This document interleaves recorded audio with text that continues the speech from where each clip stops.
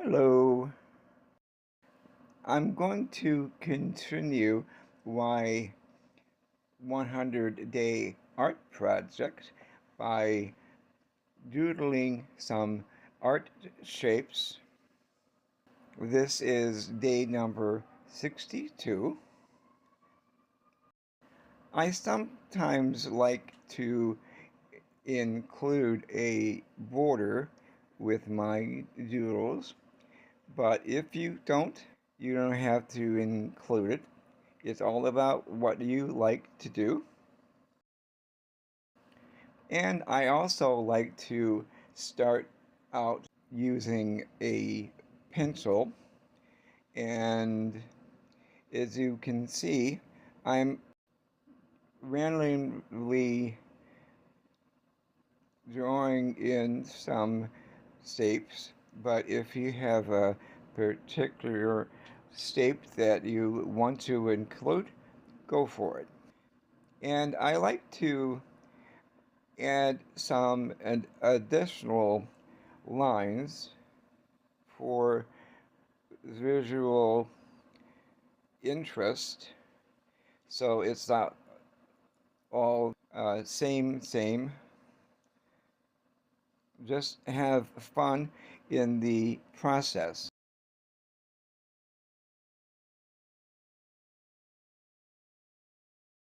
I'm using my Statler um, fine liners because I know that the ink won't smudge when I apply a little bit of color, and I'm using the 1.0 because it's the thicker lines, and I like to differentiate between thin and thicker lines.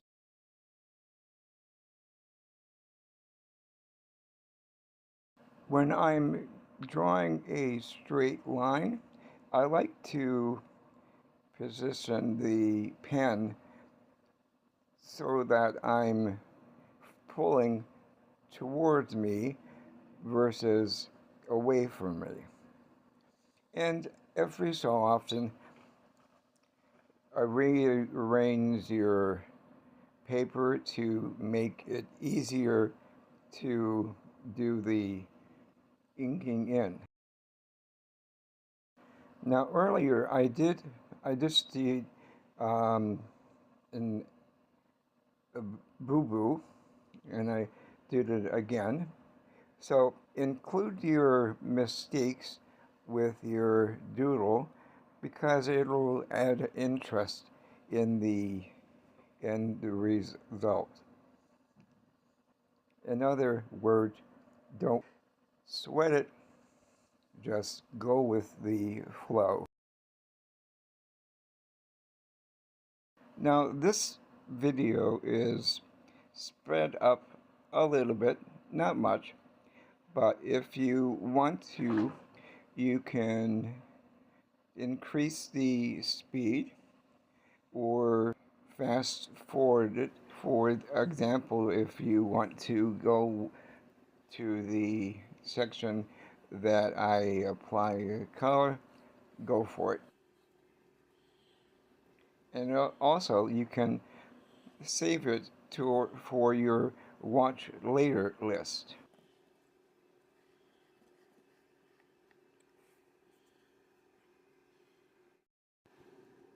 I'm switching for my 0.7 fine liner to round out the corners, and I do that because I like the rounding out process.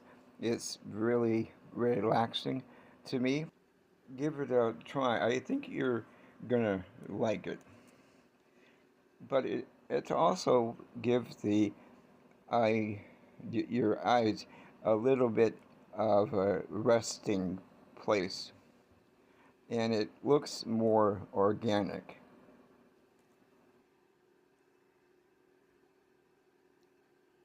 And depending upon how much you want to uh, ink in will depend to determine how long it takes. But surprisingly, it doesn't take that long.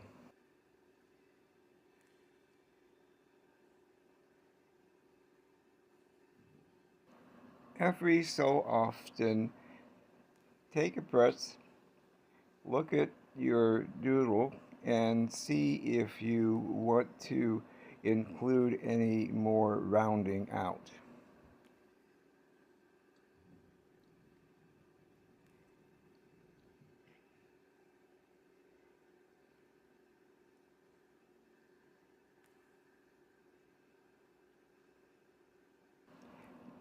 Even with the ink of the settler being a really quick dry time, I always like to give it a few minutes to actually dry before I go in with my color, whether it's Neo Color 2s or watercolor or watercolor pencil, just to make sure that it won't smear and bleed.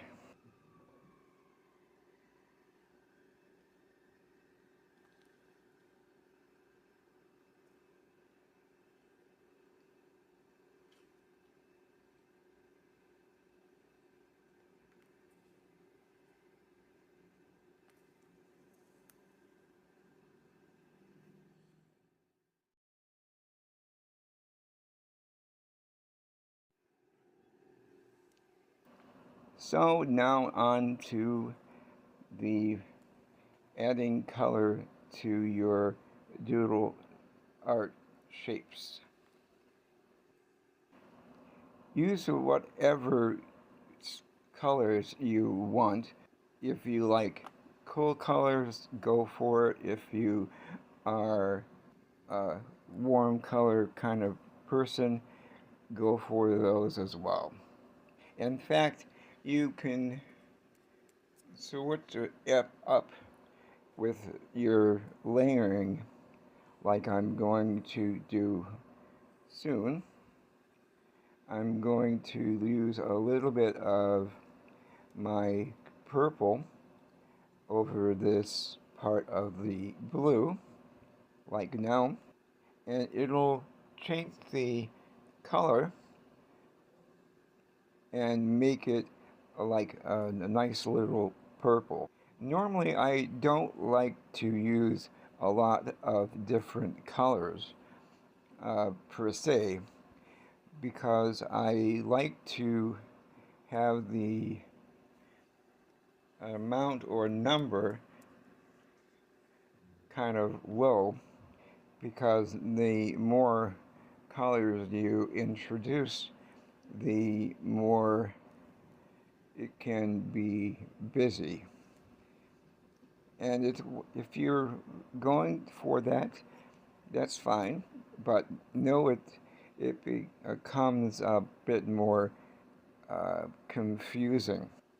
One way you can do it is have a unifying color, like I'm going to be using soon, is the yellow ochre. That's a great neutral color, and you can add it on top of the base color, like in this case, blue, and change it to match more or less a melding of the two. And you'll see what I mean later on.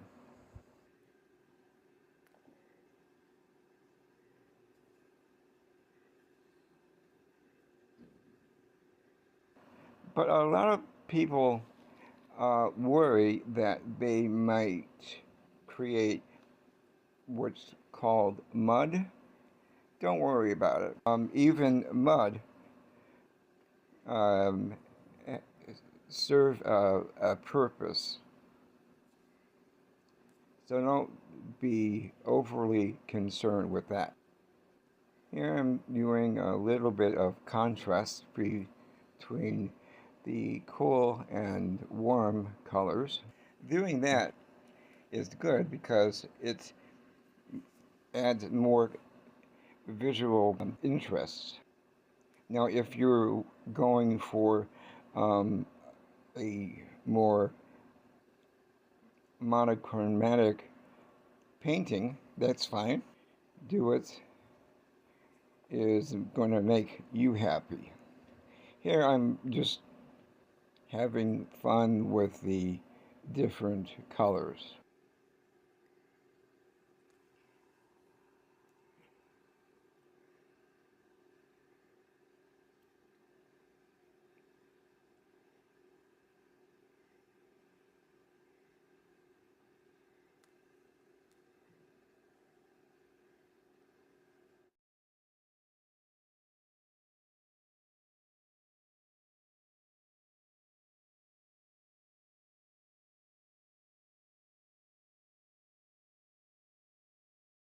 I like to mix colors on the paper as well as on my palette. Doing this creates a more organic mix.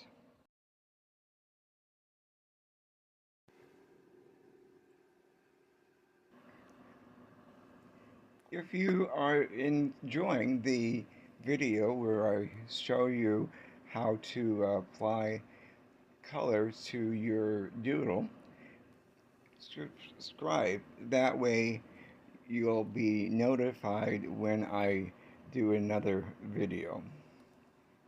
Thanks.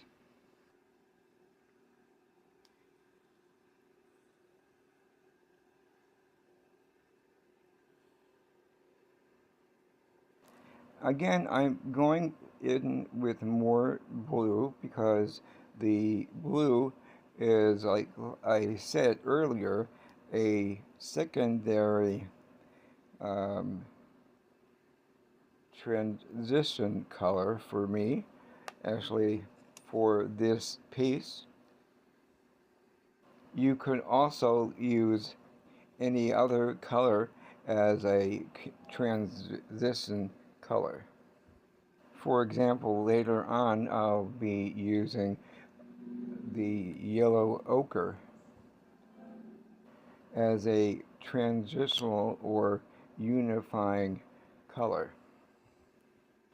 Again, this is how I do it. You can do it however you want. Use whatever colors and techniques you want. In fact, the more experience you get, I bet you're going to be flipping around the techniques that you will employ. Here I'm introducing a little bit of the yellow ochre as a transitional color or unifying color. It's more of a neutral color, so it's not going to clash with anything going on underneath it.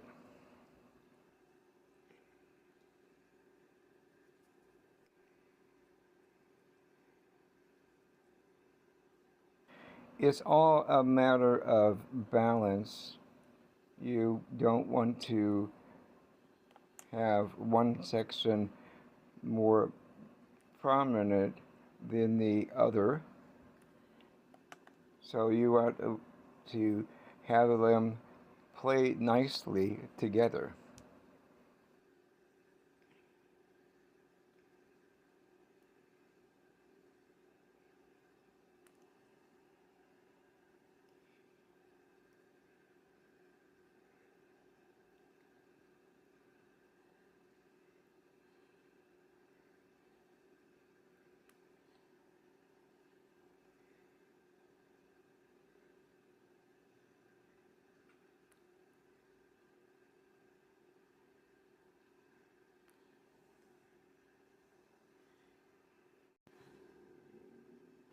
I wanted to add a bit more contrast. I'm going in with my ochre and my purple.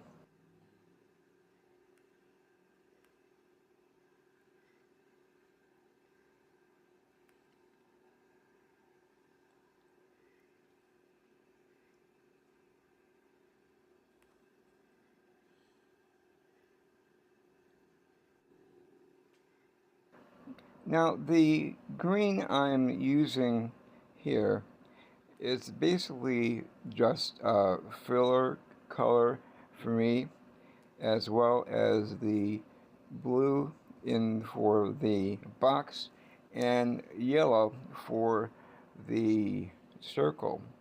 Later on in my next video, I will use a little bit of acrylic wash from Turner, as well as some gold, but that's for another time.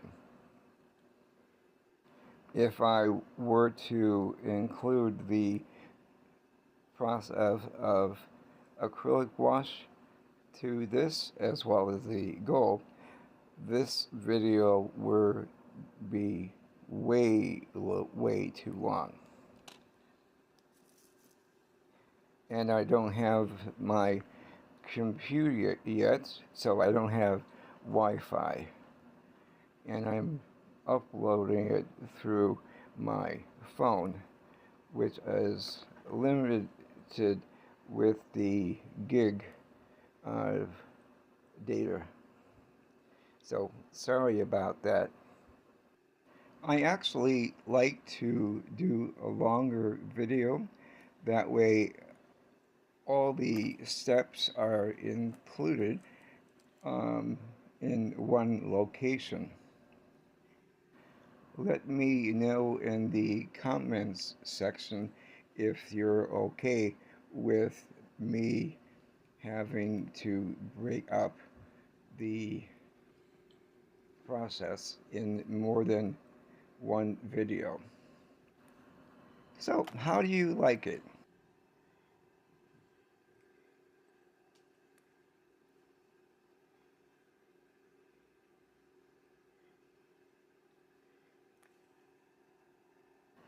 So I hope you have enjoyed this video. I will see you in the next video. So have a great day, and I will see you later. Bye.